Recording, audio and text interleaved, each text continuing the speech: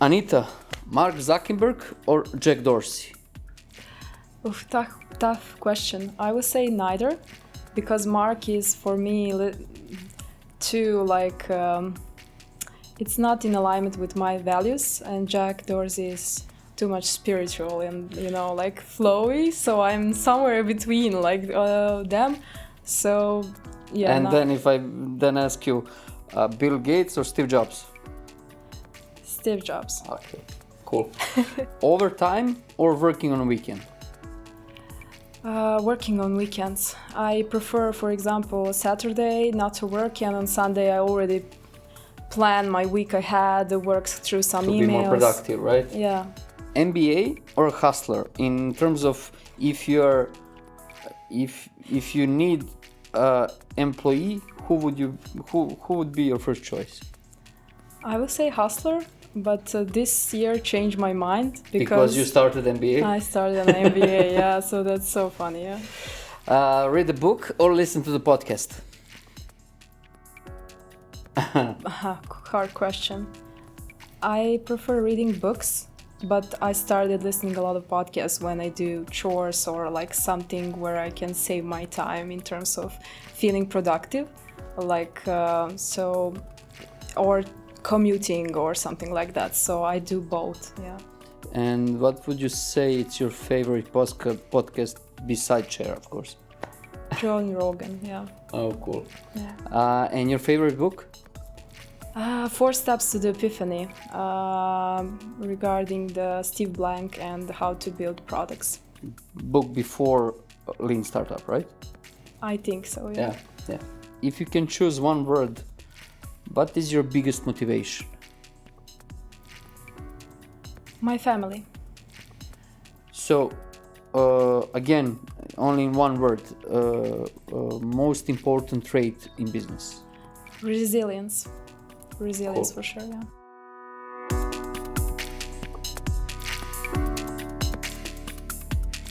This is Chair, place where we discuss innovations. After PC and .com revolution, lately we are hearing a lot about AI and how it's going to change our way of life, how it's going to change the industries, how it's going to change humanity itself. But there are some fatalistic views. If you ask a lot of people, including Elon Musk, AI is a fire that we are playing with, but that can destroy us, actually. But my guess here, on the other hand, suggests that AI is the second best thing that happened to humanity after the printing press, right? So I have a pleasure to welcome here Anita Jovic. Anita is founder of AI Serbia, community that gathers enthusiasts and experts from AI and machine learning area. Besides this, she's the CEO of Anado AI, a consulting company in domains of AI strategy and transformation, AI Readiness Check, AI team formation, and AI business processes. So, Anita, welcome to Chair. Pleasure to have you here today. It's a pleasure to be here, Nemanja. Thank you once again for invitation. It's truly amazing to be part of the Chair.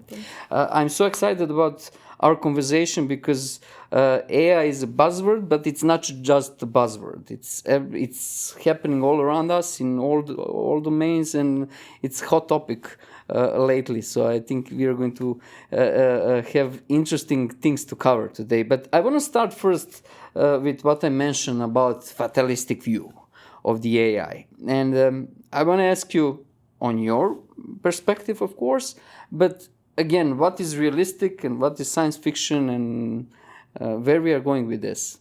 Are we in danger? Thanks. It's a great question and really important one to address. And I believe that the view of Stephen Hawking was truly inspiring and also inspired me to start the community of AI in Serbia back in 2017. It's that we are on the threshold of a brave new world, and that is AI. It is happening in either we want it or not, but we are the pioneers that are going to shape it. So I believe that every human needs to get educated around it and get included.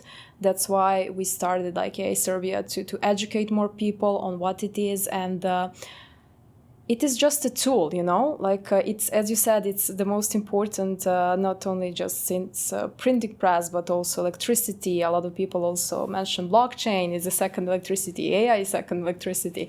But in the end, it's just the way of our consensus among the humans, like what that technology needs to solve and what we want to let her solve.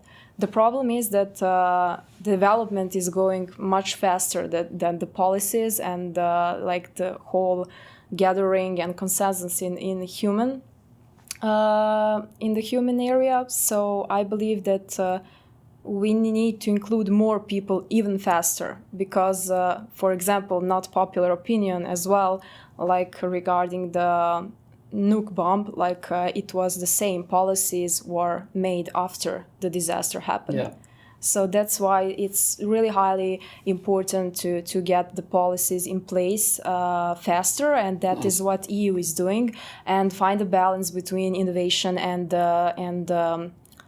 safety of humanity and people. So in the end, who are creating it? It's humans, so we need to collaborate more and to find more the middle ground on what we want to allow and what we want to prevent. So yeah, and especially about the speed of development, because with nuclear weapons it took a lot to create.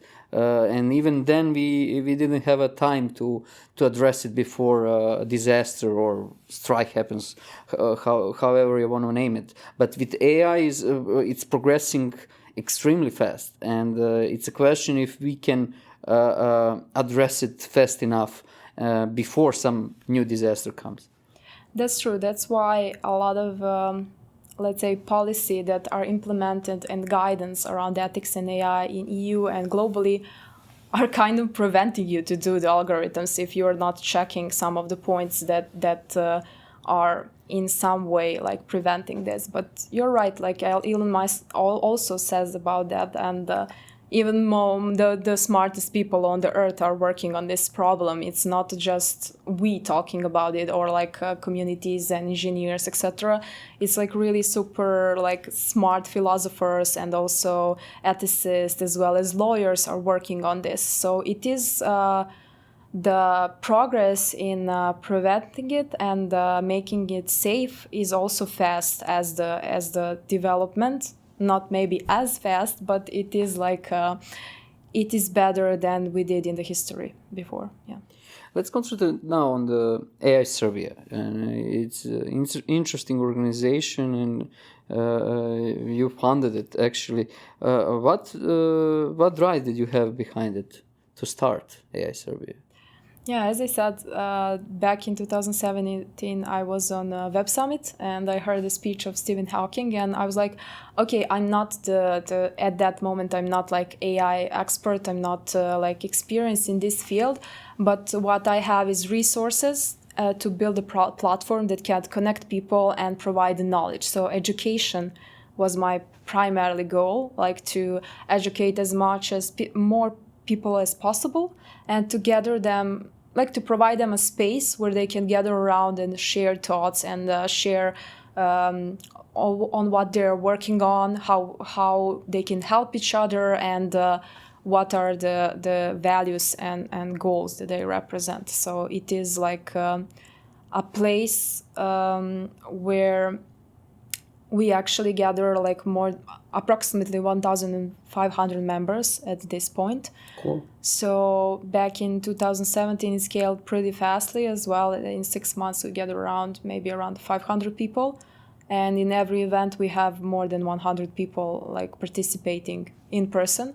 Now it's more shifted to the online community, but it is still ongoing and focused on education policy as well as professional networking among people. So education is like primary goal, and I want to ask you what are the benefits for the people who are not in technology or connected with technology?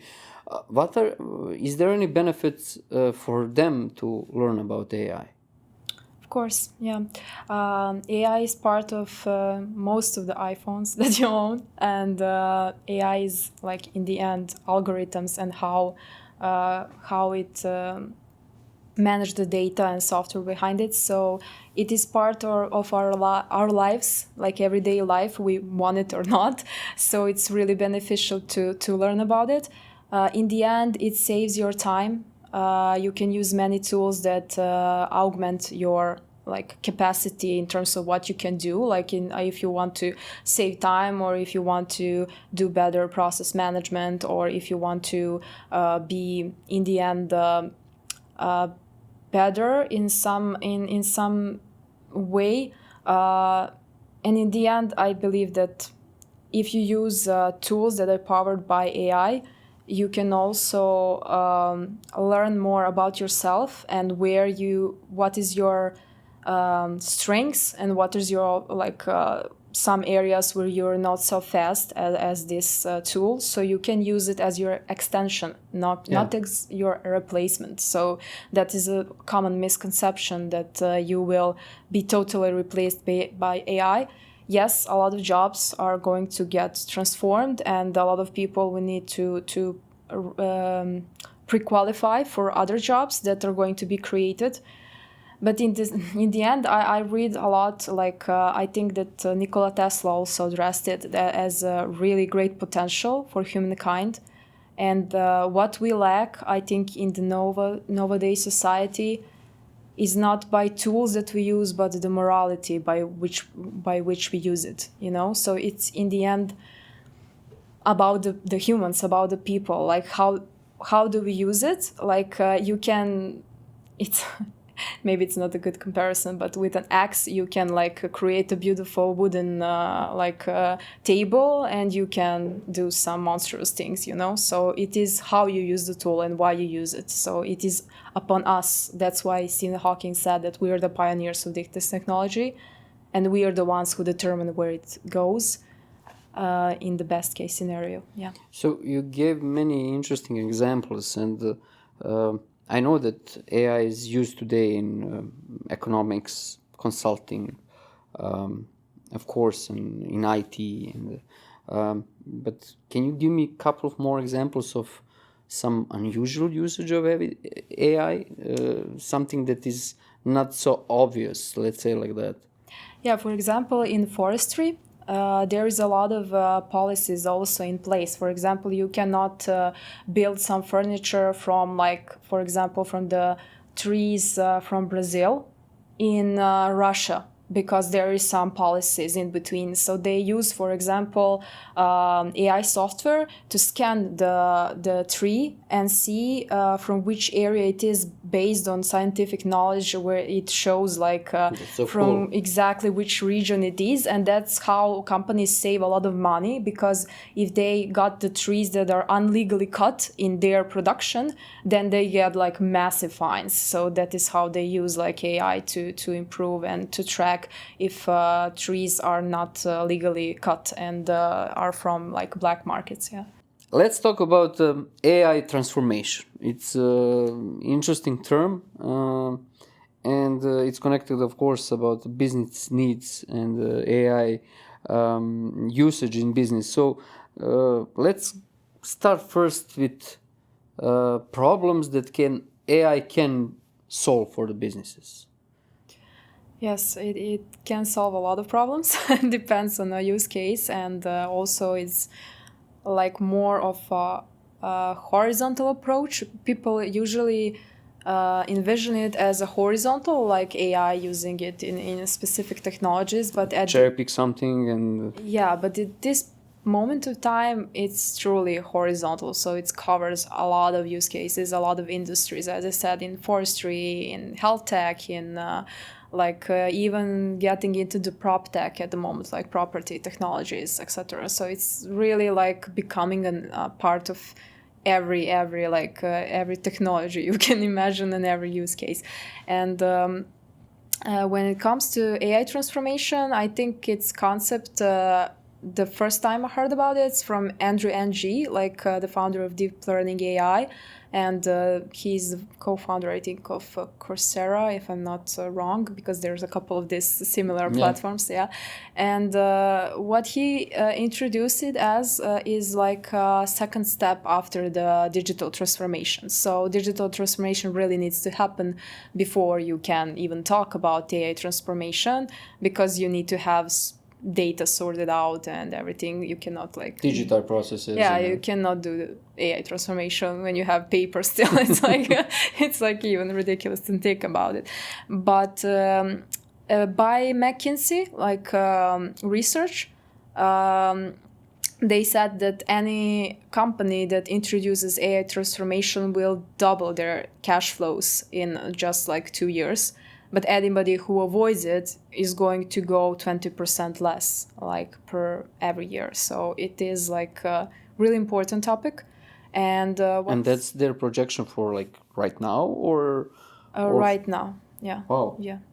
And what Andrew said is that most of the organizations need 2 to 3 years to implement fully like AI transformation inside their company. And it's also a lot about process and how teams collaborate, not only like which technologies you use. Yes, you will use like AI tools and maybe building AI software inside your company, but it is more about how you structure processes inside the team, and which team members you introduce to the data team or AI team, however you're going to call it. But the first results are actually seen after 6 months. That is like the statistics that they run through. And do you have some examples for, because this is happening actually right now, some companies that are doing it right and some that are not doing it right? Do you have some insight about that? Yeah, it's a good question. For example, maybe not doing it right is if you have,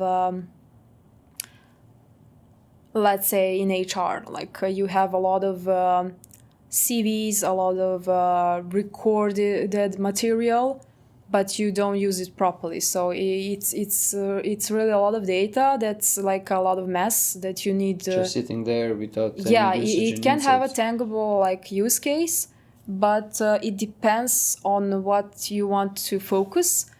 What is, as I said, a problem sometimes is in approach. So they want to have everything like to be like solved in like 1 to 2 years, but you need to start small, because if you start, now we are going to create automized CV, and you come and we like give you the new version of your CV like in 2 seconds. Like it's a cool idea, but it just needs a lot of funding and a lot of research, to like implement in the end. There is some of the tools that do that on the market, but can you compete them? Do you have the right process behind it? Do you have the right data warehouse? It's not only about having a lot of pile of data, but also what kind of quality it is and how you can manage it properly. And some other examples, or let's say traps of using AI in business. Can you give me some other examples on that side?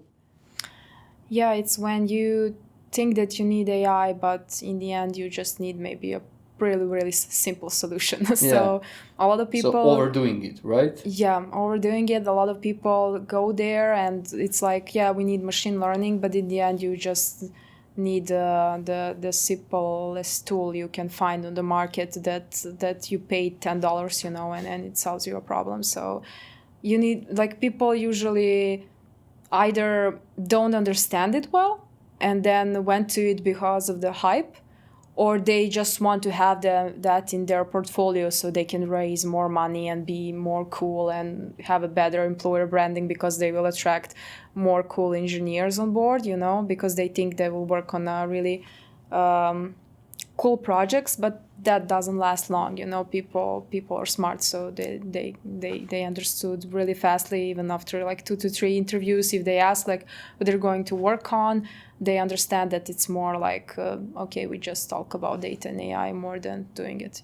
And you mentioned earlier about that AI is going to change the workplace. It's going to change the workforce, right? How people work and how people people need to re-educate themselves to continue working on similar or completely some new domains. And how is that regarding AI? How is that influencing implementation of AI? Because I'm sure that whenever there is a change, people are resisting that change. That's true. It impacts a lot. For example, if you want to find a senior data engineer, it's like really not the mission impossible, but the mission challenge. like it's really the challenge mode on to find a proper person that has enough knowledge and has enough experience to really build the thing that you need, and it is impacting in a ways that. There's a lot of courses online at the moment where you can learn the basics and how to manage data, like what is AI, to start machine learning with Python or R or whatever language you want to, like most of it's Python or R, but it is somebody say R, not R. So yeah, but it is like in the end, I believe. The shortages of talent and the really large gap between the beginners and the seniors. So some of the seniors are like, AI is not new, so like a lot of parts are based on statistics and some of the things that already exist, and algorithmic algorithms and basics of engineering, but it is not only that. And when you need to close that gap between somebody who has experience and knowledge, it's a really huge lack of talent on the market. And even if we start educating people now, in 5 years still is going to be a lack of the talent in this area. So it's really transforming fast, similar as in blockchain area. So we lack a lot of engineers, not only engineers but also AI ethicists, people who can do other stuff like MLOps, I don't know, even content writing around it, it is still relatively new. Even it started back in 60s, but how it developed in the last and it's getting wider and wider. And yeah, in last 8 years, let's say it like that, it's really huge. For example, back in 2014, the VC funds and the investors invested approximately around 4.2 billions in AI. This quarter, quarter 3 of 2021, it's 17.8 billions just in a quarter. More than 4 times just in a quarter than it was a year.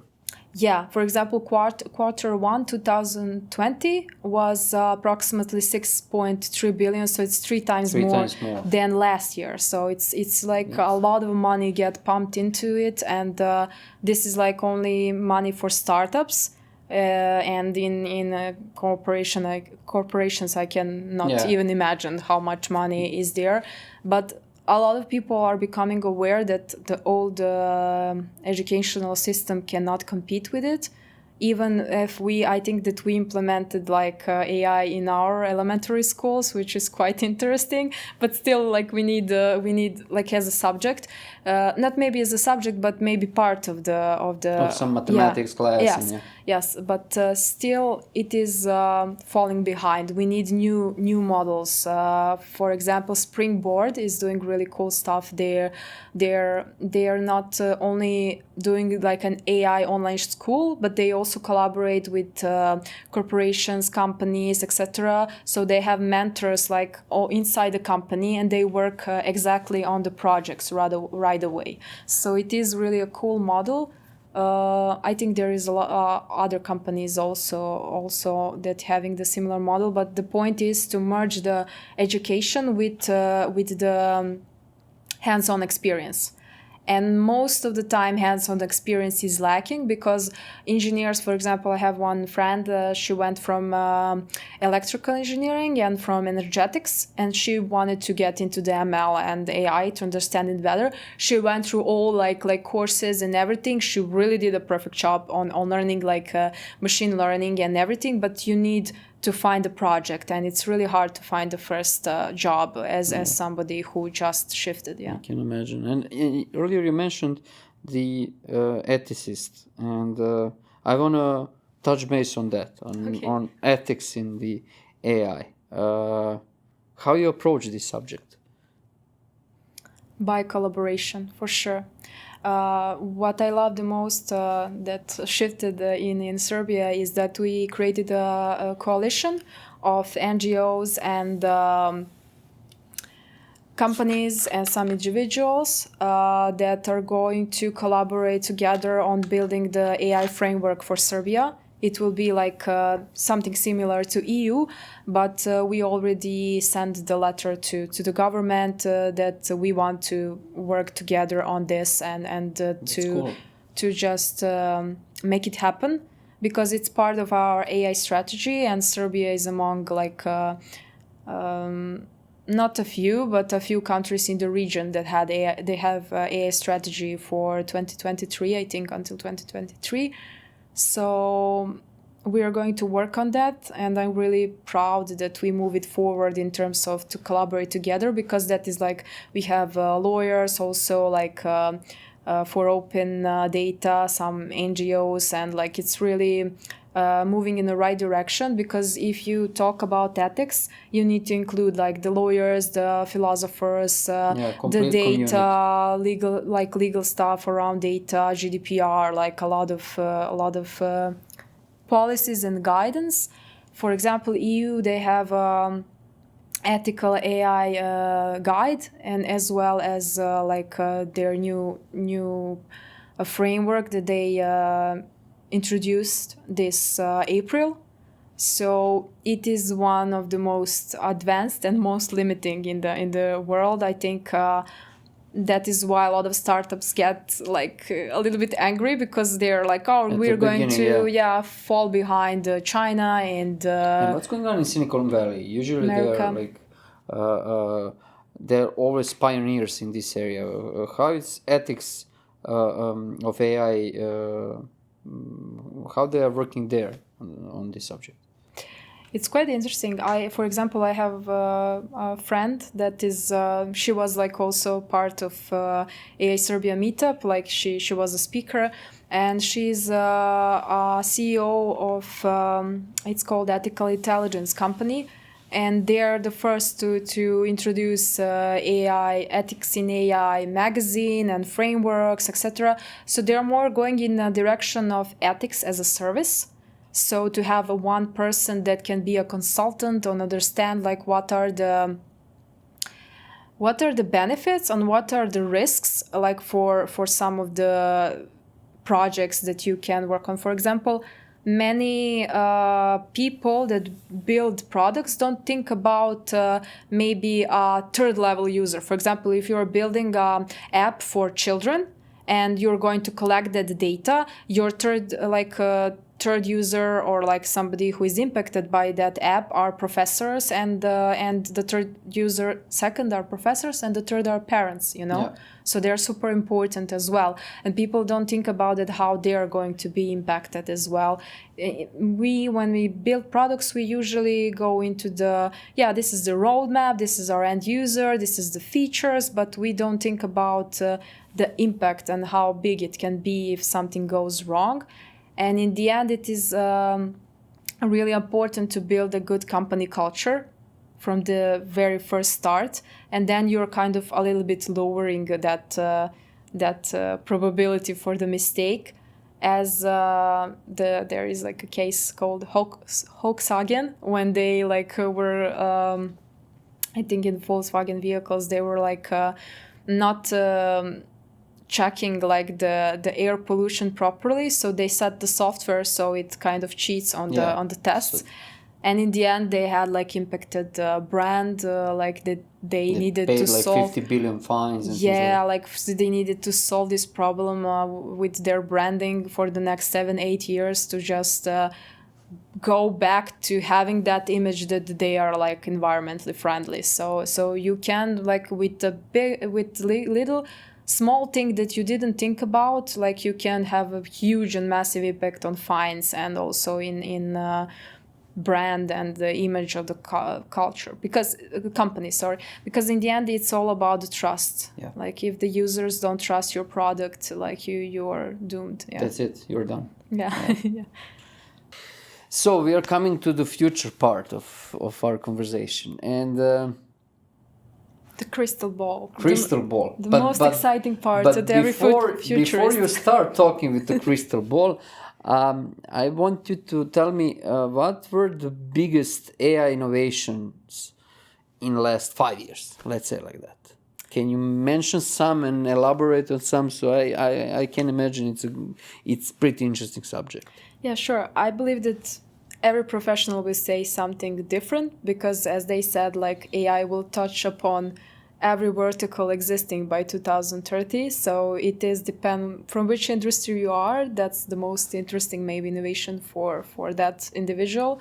But in general, they say that it is AI in mobile and phones and smartphones, like how it accelerated like the usage of smartphones and how it's on the touch of our palm. Like that is really astonishing when we compare to just when the mobile phones, even smartphones, get invented.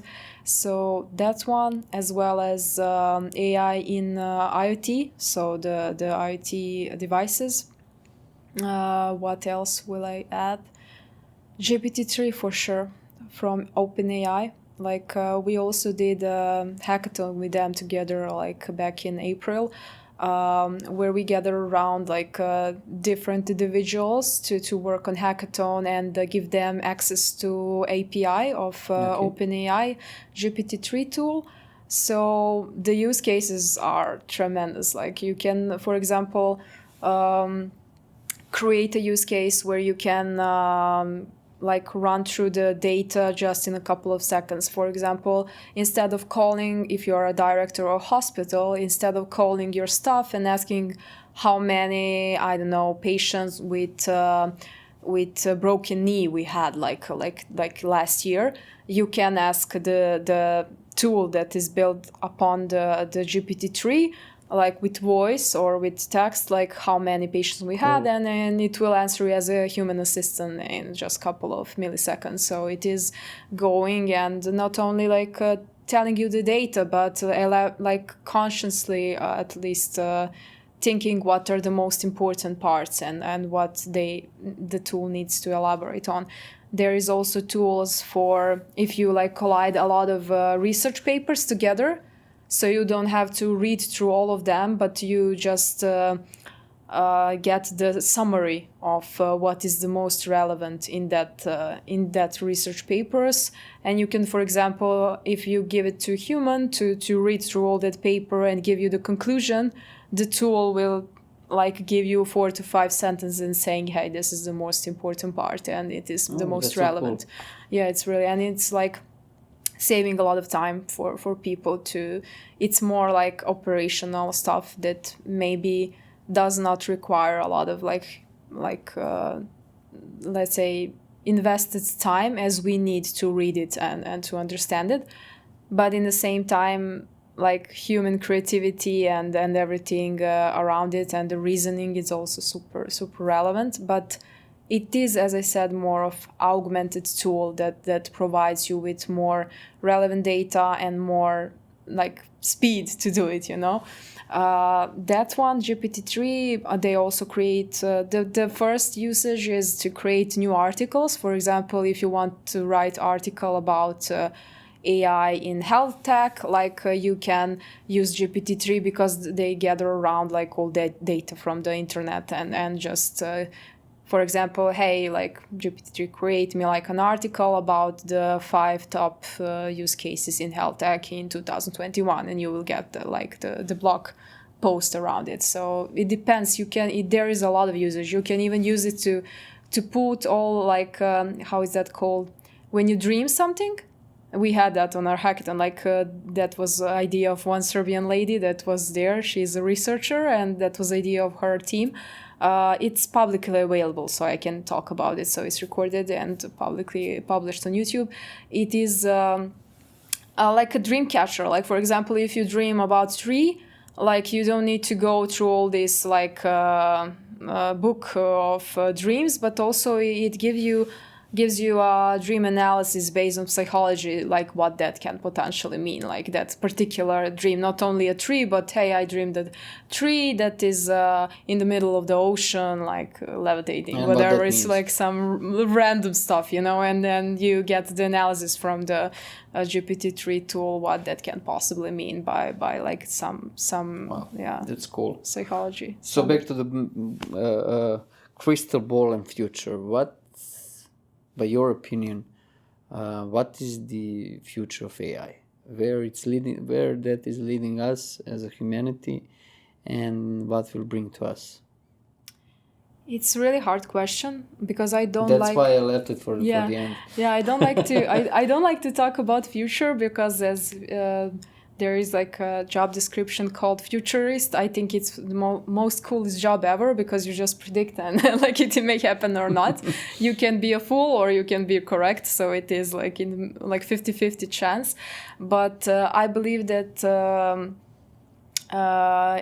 it's going to be like even more part of every industry that we know. Like we're going to be more in like totally AI driven world because it's going to be like a smartphone, it will be like in every area, not only in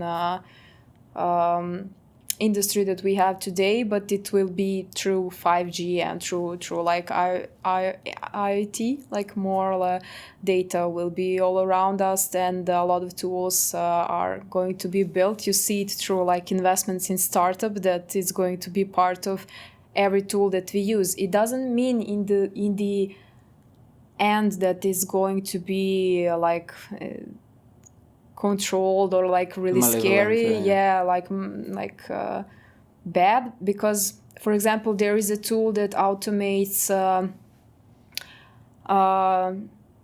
sales and leads and like how customer journey is like how they experience. For example, if you buy some product on e-commerce, for example a t-shirt, you will get like maybe a better design of a t-shirt, or it will be more in alignment with your own personal brand and authenticity, so there is like some parts that it will be included, but it won't be so obvious, It is even the same today, and it will be more and more part of our everyday life where we don't see it as, for example, now you don't know which kind of language is used in your mobile phone. You don't care, like in the smartphone, you just want your product and your application that you're using to work and to work to do the job that it needs to be done. Like if you're working on finance, you want to be like faster and better and to like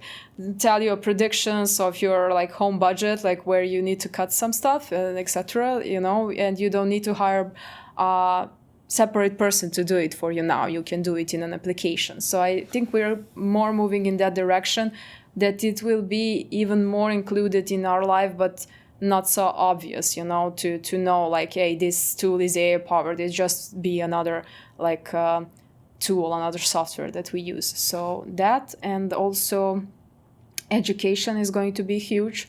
So it's going to do a lot of shifts on the job market for sure, because a lot of stuff, for example, you ask what are the in 21st century, what are the biggest innovation? AI robotics for sure. So a lot of stuff is going to be automated. Self-driving cars, if we get chips, like if we get chips, if we ever get the GPU improvements are also like big parts that when it comes to speed and infrastructure needed for AI to happen. So that was the last. As I understood, there is we are using so much of the AI in our smartphones for assisting us for taking good photos, and it couldn't. Yes. And it's all AI powered, but it's not communicated. It's there. It's even just, if in the simpler phones, not only like this like high end like 1,000 euro plus phones, but it is not also just flagships, but all around.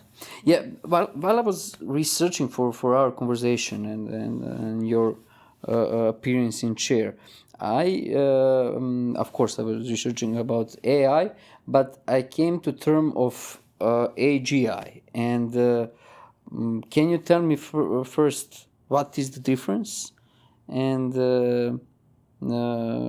when this AGI is going to be achieved? Yeah, it's a concept of artificial general intelligence, which means that AI will achieve the consciousness and the intelligence of a human being. So they will like overperform us, so be smarter than us and more understand concepts better and processes than humans do. Coming to that fatalistic view of the AI of the future, yes, right? yeah. And some of the predictions are like most of the people, when they asked them maybe in 80s, they predicted that it will happen in our time, so 2020 or after 2060. But current findings, it's going to happen before 2060 for sure. Most of the people say in 30s, like Elon Musk says it's already happening. So it is like a question mark in terms of when, but it is more sooner than later. And it scares me as well. So scary and interesting times are coming, so right? like as I'm always going back to him, as Stephen Hawking said, we are truly pioneers, like the first generation experiencing something like this. And it is truly remarkable. And when we look at the history of humankind, when the wheel was invented, even, we always had exponential growth in innovation, and now it's like 3 times that in only like 5 years. So it is like a really interesting time to live in, a lot of opportunities, but also a lot of question marks. And that's why I believe it's more important to not only think about technology, but go back to the fundamentals of philosophy and morality, and what are the humans, what makes humans, and also our creativity and emotional side, and how we can collide that and kind of merge with this technology. And that's a differentiator, right? Yes, even when we go to creativity, even AI is creating pictures at the moment. So that's another innovation. And it is really, as I said, read as much as you can and find your place where you can contribute in terms of with your human side and your intelligence and potential, like how you can make it and keep the technology for humanity and not to the other way around. So keep the technology as part to be there for humanity and not humanity for technology. Like so don't make us like extended part of like tech and forget who we are as a humans and what make us humans, but more make tech to be in alignment with human values and what we need to stay humans. Yeah. Anita, thank you so much for this. I enjoyed this conversation, and it was insightful. And I'm going to quote you on more than a few things. So. Thank you. Yeah, and I want to, if you allow, to invite people to join like the AI Serbia community and visit our site AISRB.org. So we're moving to the organization and trying to help people have a better education on it, to have a general education and to understand better where they can contribute. and as well to help professionals and bring policy and ethical standards so we can keep the development of responsible AI. Yeah. So you heard, Anita, join AI Serbia, but don't forget to subscribe here for the chair. And see you next Thursday when we talk about some new innovations. Thank you once again. Thank you. It was a truly pleasure. Thank you.